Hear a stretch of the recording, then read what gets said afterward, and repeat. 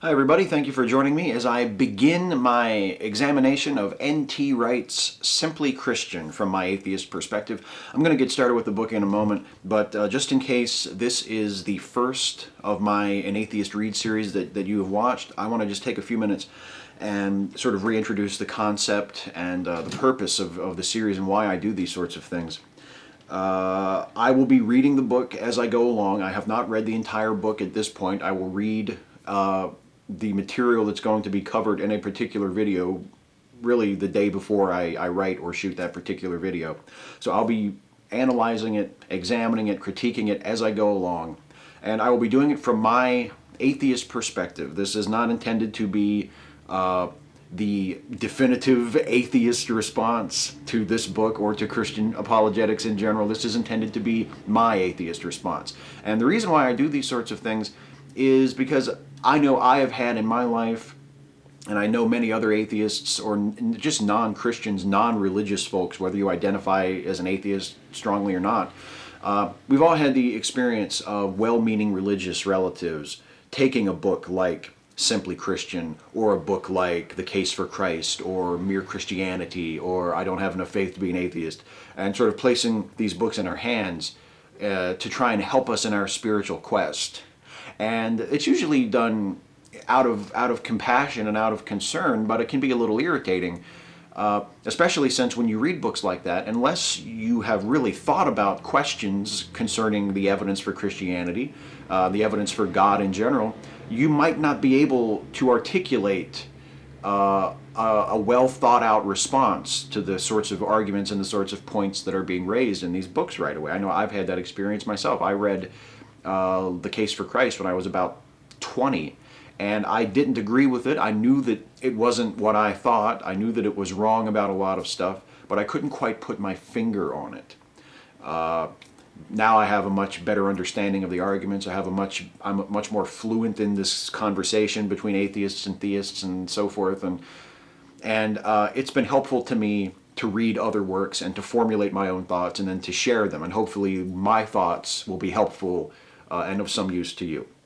And it's also valuable to read the arguments from the other side. There are millions of people, there are millions of Christians in the United States alone, where I am, that read books like this and use them as a source of wisdom and knowledge and of their own defenses of their faith and their own challenges to things like science and naturalism and secularism or whatever they perceive to be a threat to their faith. And it helps, if you're going to argue with those folks and challenge them and disagree with them and have conversations with them, to know what their arguments are and to understand them. Understanding the arguments against your own position, or understanding the arguments that other people are making against you or to you, is very important, I think. So hopefully this series and the series I've done like this in the past will be some help to you in these areas if it's the sort of thing you're into. So this particular series will examine N.T. Wright's book, Simply Christian,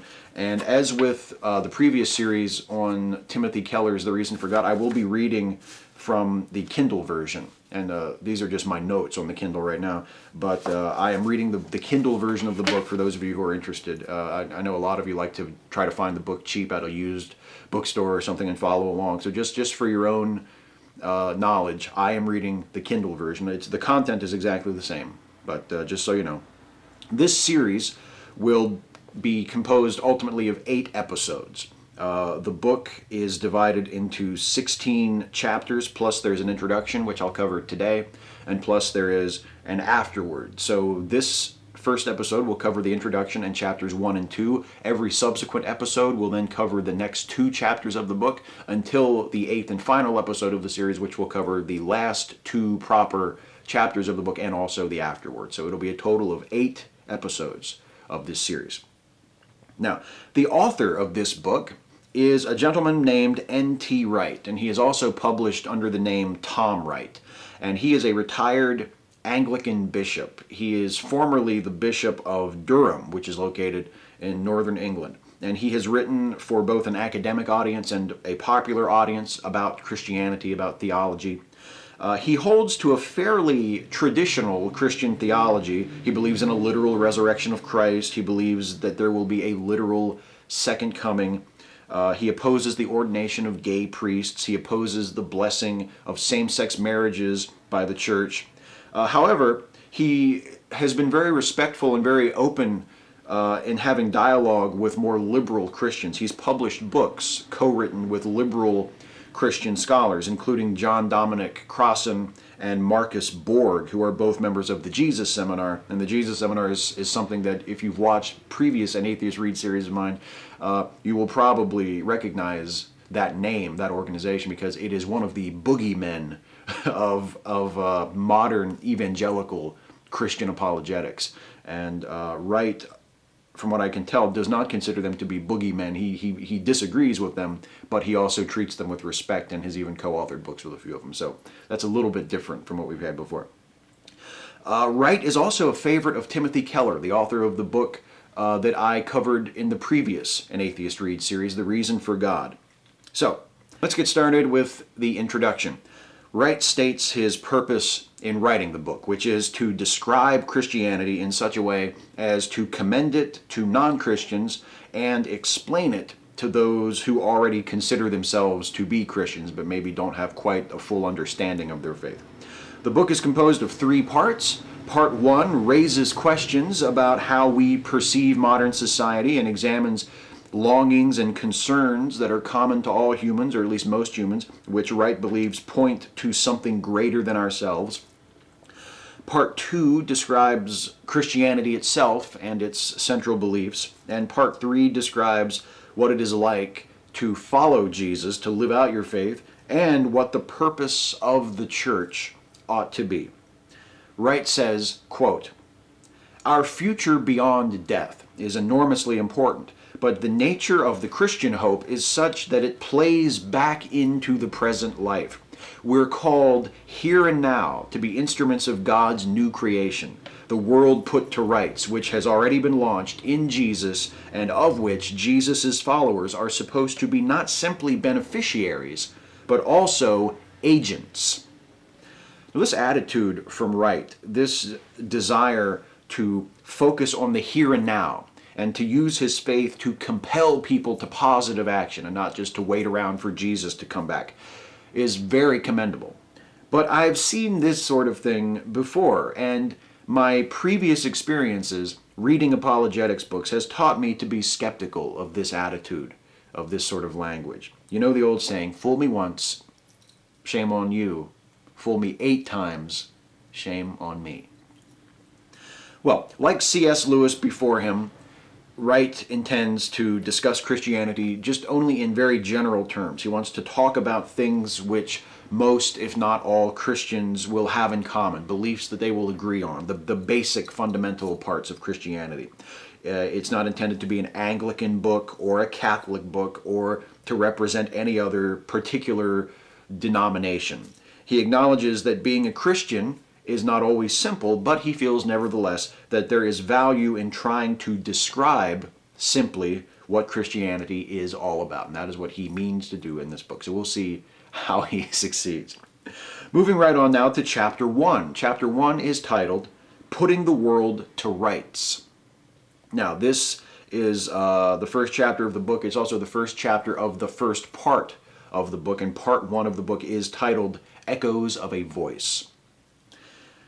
Wright begins by comparing our longing for justice to a powerful dream that we can't quite remember. It's as if we woke up and we know that we've had this incredibly intense, meaningful, powerful dream while we've been asleep, but we can not quite grab onto it. We just can't remember exactly what it was about. That's how Wright describes our longing to see justice done in the world, our longing to see the world put right, as he says, and will say repeatedly. We dream of justice. We catch a fleeting glimpse of a world where things are as we think they ought to be, but then we're quickly shaken back to reality. Wright says, quote, "It's as though we can hear not perhaps a voice itself, but the echo of a voice speaking with calm, healing authority, speaking about justice, about things being put to rights." Yeah, I told you. "About peace and hope and prosperity for all. The voice continues to echo in our imagination, our subconscious, Other people sometimes tell us it was just a fantasy, and we're half inclined to believe them, even though that condemns us to cynicism. But the voice goes on, calling us, beckoning us. We all know there's something called justice, but we can't quite get to it. I think the most important word in that entire quote is imagination. It's true, it can seem as though we hear a voice calling to us or some force external to ourselves compelling us to value justice and fair play, urging us to strike out against cruelty and oppression. And it's also true, as Wright demonstrates in this passage, that we can describe our sense of justice and our longing to see it done in our lives using some very poetic, stirring rhetoric. But, and forgive me for skipping ahead, Wright is suggesting, or will be suggesting throughout the book, that our longing for justice is evidence that justice is a thing that exists objectively and independently of our ideas about it. And more than that the source of that justice, that true objective justice, is the God that he worships. Unfortunately for Wright, that just doesn't follow. The voice that we hear could be coming from ourselves and from each other just as easily as it could be coming from any God. And in fact, it's much easier to believe that that is the case, because if the voice is generated by ourselves and by our culture, we don't have to assume the existence of a deity in order to account for it. Anyway, Wright continues, we seem to have an innate sense of fairness, Wright says. It isn't something that children need to be taught. It's something that children just know. They know it in their bones, Wright says. So why is it that it's so difficult to repair injustice in the world if we all have this innate sense of the existence of things like right and wrong and fairness and unfairness? Well, I take issue with what Wright says there. Children may have an innate awareness of something being fair or unfair, but that doesn't mean that their standards of fairness line up automatically with those of their larger society. I definitely had a sense of what was fair and what was unfair as a very young child, but my ideas of fairness were based mostly on my desire to get my own way. And treating other people with respect, even if it meant that I didn't get what I wanted, was something that I very much had to be taught. And I say that not to illustrate what a rotten kid I was at one point, but just to say that our ideas of justice are not uniform and completely agreed upon. One of the reasons why it's so difficult to impose justice on the world is because we have competing concepts of justice. We have competing ideas about how to attain justice. So it's not just that, well, we're just rotten, fallen, sinful people and we can't quite make it there. Justice is not an absolute. We have different ideas about it. We have competing concepts. Wright describes how elusive justice can be, even though we have constructed these massive, incredibly powerful institutions in our civilization to see justice done, things like law enforcement and the courts, etc. Despite our best efforts, the guilty still sometimes go free, the innocent are still sometimes unjustly punished, and there are still problems much larger beyond the scope of our ability to really deal with them that we view as being unjust. Things like natural disasters, like the death and destruction caused by an earthquake. They seem often just as wrong to us as any human-made injustice. But the problem with them, according to Wright, and I agree with them, is that there's no one to blame for an earthquake. Natural disasters just happen, and they seem unjust to us, but we can't even blame anybody for them. So it's very difficult to reconcile these events with our sense and our longing for justice. Then, of course, there are our own personal moral failings as individuals. Wright says, quote, I have high moral standards. I have thought about them. I have preached about them. Good heavens, I have even written books about them. And I still break them.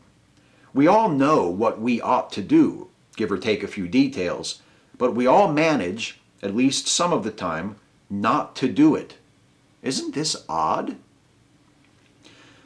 I mean, No, not really. I mean, in a sense it is. I get what Wright is saying. He's saying that we know what we should do, so why don't we do it? And that, I mean, that is a bit odd if you look at it a certain way. But is it really that odd that we don't think and act in accordance with our consciences 100% of the time? It might not make a lot of sense. It might kind of baffle us. Why do we behave this way? But it's not odd if you look at it scientifically, if you look at it anthropologically.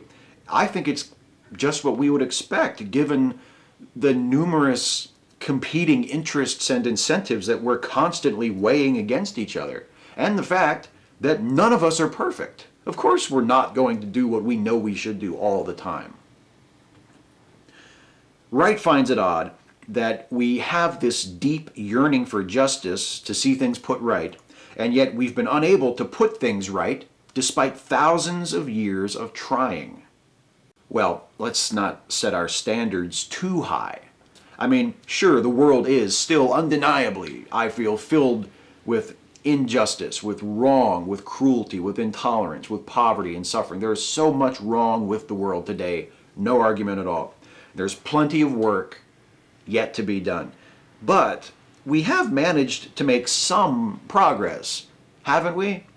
And it's not like we were ever going to be able to do anything about, natural disasters or a hell of a lot of this other stuff. And the issues that we are able to address with our meager human powers, yeah, we have a long way to go. But we've done all right, right? We've made a few steps forward in the last couple of centuries.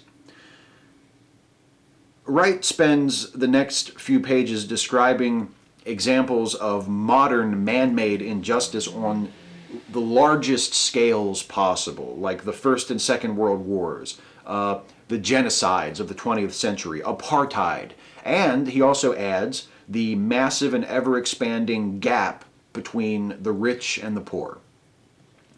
Again, Wright asks why things are like this, if they have to be like this, if there is anything to be done about it, and why, if we want things to be put right, we don't just put them right. Well, Wright suggests that there are three ways of explaining our longing for justice in a continuously unjust world. First, we can explain it by saying that justice is just a dream, that it's a fantasy, that the world simply isn't really like that. That's just not the way things work. Second, we can say that our dream of justice is not about this world at all, but it's actually referring to another better world, the world where we truly belong, the world where justice really does exist and is a real constant thing. Or third, we can say that our dreams of justice, the echo of a voice that we hear, is the voice of someone speaking to us, telling us that we are made for the purpose of putting ourselves and the world right.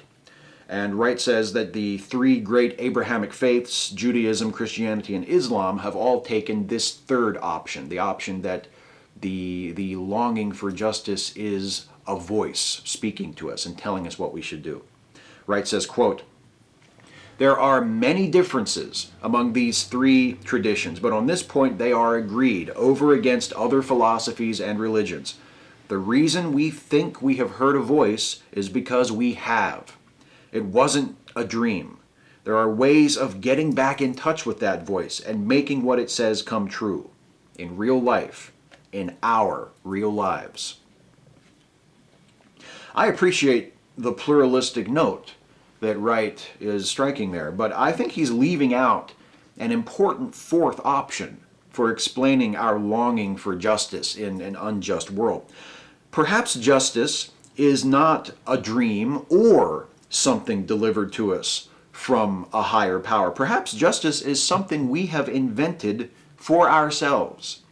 Perhaps it's a product of our biological and emotional and cultural evolution.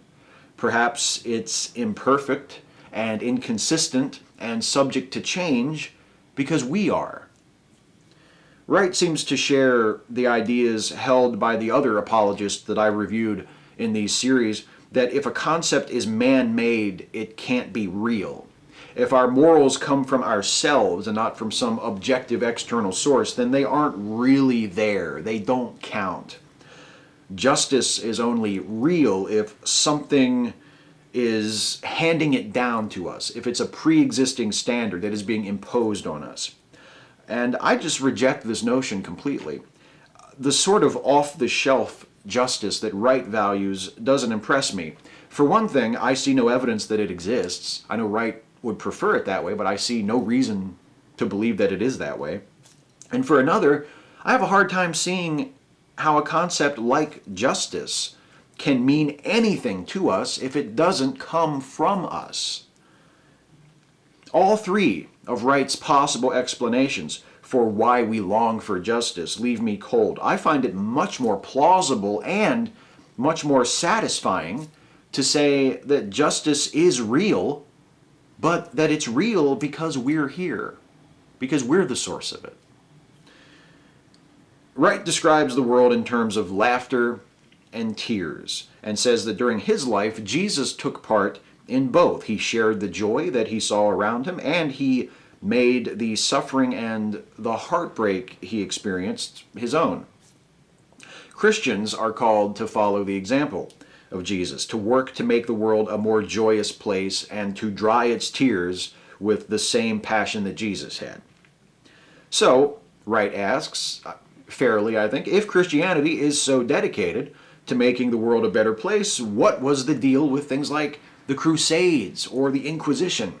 What about the fundamentalists who bomb abortion clinics or who rationalize environmentally irresponsible policies because they figure the world is going to end soon anyway? What do you do with that if Christianity is all about justice and wiping away the world's tears? Wright admits that Christians have been responsible for terrible things in the past and that there are still terrible things done in the name of Jesus today. But he also argues that those who committed wicked acts in the name of their faith were mistaken about what Christianity actually is. Sure, they might have been followers of Jesus, but that doesn't mean that they got everything right. I can see why Timothy Keller likes this guy. This is the exact same argument that Timothy Keller made in multiple points during The Reason for God, that people who do horrible things in the name of Christianity are just doing Christianity wrong. Wright then goes down a short, odd little rabbit trail where he laments how Christianity has been identified with Western culture and blamed for the misdeeds of the West. He says, quote, "In fact, of course, most people in the Western world are not Christians, and most Christians in today's world do not live in the West. Most actually live in Africa or Southeast Asia. I'll accept that Christianity is no longer, strictly speaking, a religion of the West, and that the largest Christian populations today are in other parts of the world. Certainly the fastest growing Christian populations are in other parts of the world outside of the West. But since when are most people in the Western world not Christians? It's true that there are many more people living in what used to be called Christendom who are practicing non-Christian faiths or no faith at all, but both Europe and the US, despite the alarmist cries of evangelists, are still overwhelmingly Christian. That has not changed. The numbers have changed. The numbers have gone down a bit. There are a few more people describing themselves as atheist or agnostic or irreligious, and not as many people describing themselves as some flavor of Christian, but it is still overwhelmingly Christian. Wright finishes the chapter arguing for the more attractive side of Christianity, the side that includes those who have stood up and fought for justice in the name of their faith. Wright cites examples like William Wilberforce and John Woolman, who opposed slavery in the United Kingdom and the United States. Martin Luther King, of course, who led the Black Civil Rights Movement in the U.S., and Desmond Tutu, who opposed apartheid in South Africa. Wright focuses especially on Tutu and writes of how he chaired the South African Commission for Truth and Reconciliation after the end of apartheid, which began the hard work of healing that country after so many decades of strife. Wright says, quote, "Who in the 1960s or even the 1980s would have thought such a thing possible? Yet it happened, and all because of people whose passion for justice and loyalty to Jesus combined to bring it about."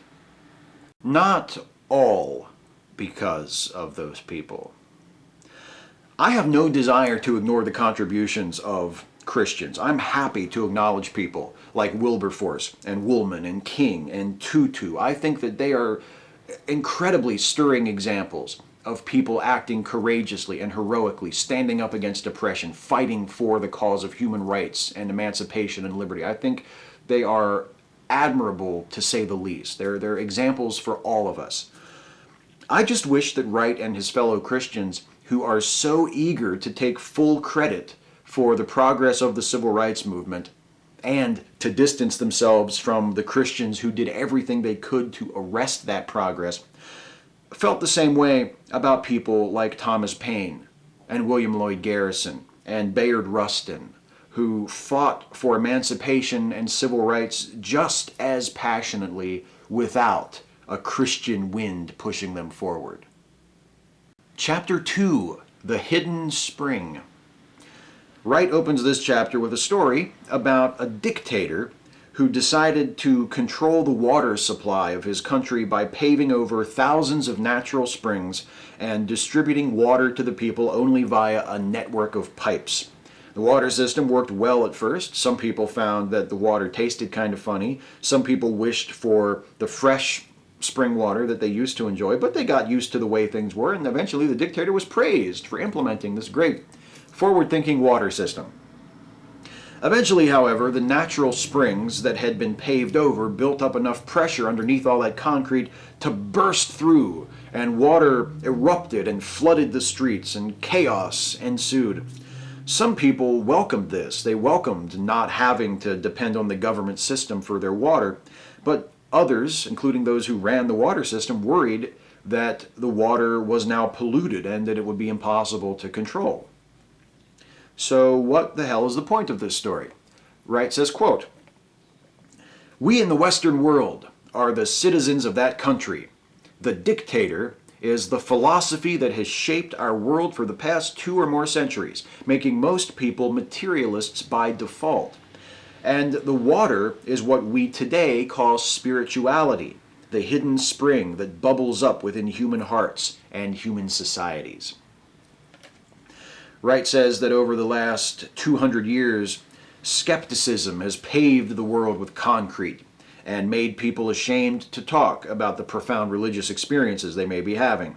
As a result, modern society has relegated spirituality to the status of a private hobby. In Wright's words, an upmarket version of daydreaming for those who like that kind of thing. I've said it before, and I'll surely say it again before this series is over. If Wright is unhappy with the extent to which modern science and philosophy has rendered religion irrelevant, all he has to do is point us drab, paved-over materialists to the evidence that there's more to religion than upmarket daydreaming. It's not the fault of modern science that religion withers under skepticism and scrutiny, nor is it the job of modern science or modern philosophy to prop religion up when it does. And complaining that most people are materialists by default doesn't make any more sense to me than complaining that, thanks to modern astronomy, most people are heliocentrists just by default. So what? It's correct. Show me that it's not correct, and then we'll have a problem with it. Most people are round earthers just by default. Anyway, Wright blames this paving over for the eruptions of New Age superstition and fundamentalist fervor that we see in the world today. We've paved over all the natural springs, and then when it erupts through the concrete, it's things like the New Age movement or like fundamentalism. He concedes that growing superstition and fundamentalism are serious problems, but he doesn't blame these problems on the devout. Quote, "Does the fault not lie with those who wanted to pave over the springs with concrete in the first place? September 11, 2001 serves as a reminder of what happens when you try to organize a world on the assumption that religion and spirituality are merely private matters, and that what really matters is economics and politics instead." Does it? The people who planned and perpetrated the 9/11 attacks weren't products of what Wright apparently believes to be our misguided, overly secular Western culture. The criminals who committed 9/11 came from a background of religious extremism. In their world, their faith was anything but private and paved over. They acted with the confidence that their actions were righteous and noble and pleasing to their God. By the way, I'm not suggesting that there weren't other factors that contributed to 9/11 or to the antagonistic relationship between the West and the Muslim world in general. I'm just saying the growing influence of naturalism and secularism in the West over the last couple of centuries isn't to blame. Also, nobody wanted to pave over the springs. The decline of religion isn't because religion is under some kind of willful attack. It's because there are always more people learning more about how things actually work and realizing that religion is unjustifiable and unnecessary. It's the same reason we no longer believe that the earth is flat or that the stars are holes in the sky. Most of us anyway. Wright calls this hidden spring of spirituality the second thing that hints at something greater. Like our longing for justice, it points us away from what Wright calls the bleak landscape of modern secularism and toward a higher calling. I love it when religious folks talk about how bleak the modern secular world is. I'm not saying that the secular landscape is 100% amazing and spectacular and promising of nothing but sunny days ahead. But compared to the various religious landscapes I hear proposed, I'd say it's not really much of a contest. The modern secular world, made possible by the Enlightenment and by the scientific revolution, has replaced monarchies and dictatorships with democracies, extended lifespans, discovered treatments for once deadly diseases, raised quality of life, expanded educational opportunities, achieved significant progress in struggles for human rights, expanded the boundaries of medical and scientific knowledge, begun the exploration of space, and improved life for generations of people all over the world in ways I haven't mentioned. But there aren't as many people practicing N.T. Wright's religion as there used to be, so it's a bleak landscape. Wright touts how much of the world beyond the West has never quite been paved over as far as its religious traditions are concerned. They haven't covered their religions in concrete like we have here in the West. He also notes how many people in our materialistic world, as he puts it, have begun to find enjoyment and meaning in religious experiences they might have previously considered to be quaint or specious.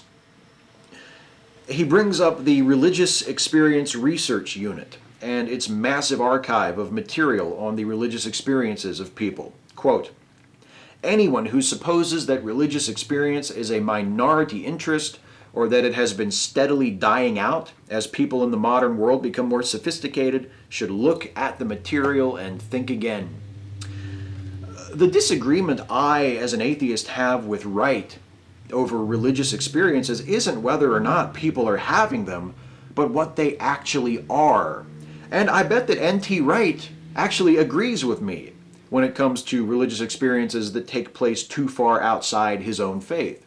Earlier in this chapter, he writes disparagingly of both the New Age movement and fundamentalism. So presumably, he agrees with me that religious experiences within those two categories are not the result of people hearing the genuine voice of God.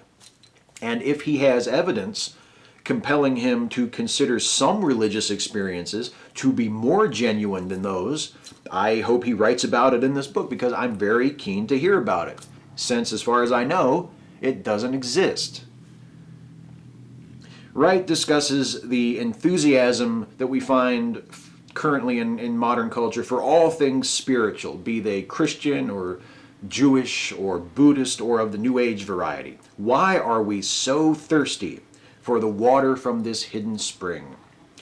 Wright suggests that if Christianity is true, the explanation is simple. There is a God of love who wants us to know him and respond to his love.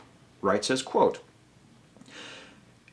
"If there is any kind of divine force or being, it is at least thinkable that humans would find some kind of engagement with this being or power to be an attractive or at least interesting phenomenon." Sure, I agree. Of course, it's just as thinkable if such a force or being doesn't actually exist, but people have come to believe that it does. The problem with what Wright is doing is how he presents the desire of people to know God as though it is evidence that God exists. It isn't. Wright seems convinced that it is. He says, quote, "When physicists discover phenomena they can explain by no other means, they postulate new entities, not themselves capable of being directly observed, which explain them. That's how quarks and similar strange things have entered our language and understanding." Wright is assuming the phenomena of religious experiences and the longing of people to be close to God can't be explained unless we postulate that God exists. But of course, they can be, and those explanations are much more plausible because they don't require us to assume the existence of a new and otherwise undemonstrated entity. And by the way, while it's true that quarks were originally theoretical, 6 flavors of quarks have been experimentally verified and have been for nearly 20 years. We're still waiting for the experimental verification of God, and that's Wright's God or anyone else's. But what about alternative explanations for the hunger for spirituality? What about explanations that don't require us to assume the existence of God? Wright addresses this, quote, "The fact that people are hungry for spirituality doesn't prove anything. If the call to spirituality that we hear can be interpreted as the echo of a voice, it's one which is lost in the wind as quickly as it comes, leaving us to ask ourselves whether we imagined it or whether, if we really did hear something, it was simply the echo of our own voices." Yeah, right? Exactly. Staying on the subject of alternative explanations for religious experiences, Wright discusses the difficulties involved in demonstrating that these experiences point to an external supernatural reality. One common tactic employed by skeptics is to say that a given religious experience was true for the person who experienced it, but not necessarily true for anyone else. Wright complains that this tactic twists the meaning of true, since the skeptic doesn't mean the experience is true in the sense of truly revealing something about the real world, but rather true in the sense of being a genuine experience for the person having it, whatever its actual nature might have been. Wright uses this confusing usage of true as a justification to dismiss the skeptical response to religious experiences. But I think Wright's problem can be solved or at least alleviated somewhat by a slight change in vocabulary. I agree that telling someone their religious experience is true for them is condescending and misleading. So instead, why not say what we usually mean to say to such a person? That it's much more likely that you are misinterpreting the source and nature of your experience. Now, that won't entirely satisfy Wright, I know, since he believes that the experiences do represent people actually connecting with a real God, at least in some cases, but it does solve his objection to the use of the word true. And just one more thing quickly before I wrap up here. Wright mentions that if we are materialists, if we are naturalists, if we reject spirituality and religion, that we are saying that the only important things in life are economics and politics. How to put this delicately? That's horseshit. There are so many more meaningful ways to approach life that don't involve reducing everything to economic terms or political terms, which I find absolutely repugnant. It's one of the things that I hate about certain branches of politics, that everything must be reduced and seen in economic terms. I find that utterly just off-putting and repellent and offensive. But that doesn't mean that we have to appeal to spirituality and religion. We can find deep meaning in life, in each other, in our experiences, We can be moved by what we see. We can be moved by music and poetry and by our relationships with each other without appealing to God and religion. The life of a naturalist, of a materialist, need not be some drab, dry, economically driven, politically minded existence. It can be just as deep and meaningful and beautiful as any spiritually minded person's existence. And for Wright to pretend otherwise is just not fair and either ignorant or dishonest on his part, and it's too bad, because otherwise he hasn't done that badly in these first 2 chapters. And that's it for the first 2 chapters of the book.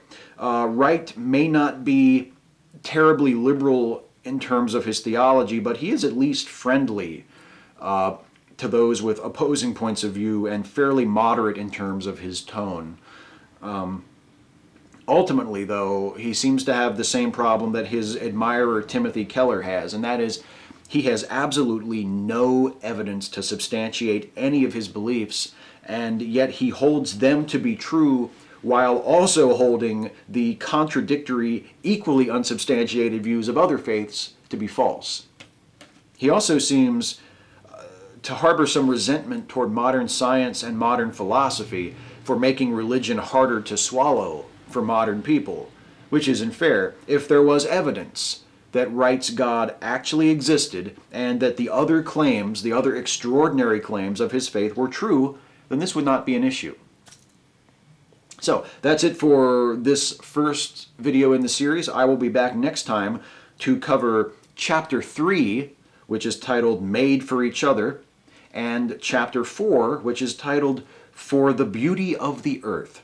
And that will wrap up the first part of the book, the Echoes of a Voice section. So moving right along. I hope this has been of use to you guys. Thank you, those of you who have watched these series that I've done all along. Thank you so much for coming back and continuing to watch and support. Those of you who are watching me do this for the first time, welcome. Thank you so much. I hope that this has been of interest and of use to you. I hope you'll come back for the next episode. Always feel free to leave a comment, ask me a question, amplify a point that I made, make a point better than I made it, argue with me, tell me I'm wrong, tell me I'm right, tell me I didn't go far enough, tell me I went too far, tell me my philosophy is completely wrong, whatever. Whether you're an atheist or a Christian or something else, I would love to hear from you and have a conversation with you, or just hear your thoughts. So leave a comment. Thank you so much for watching the video, and I will see you in the next episode.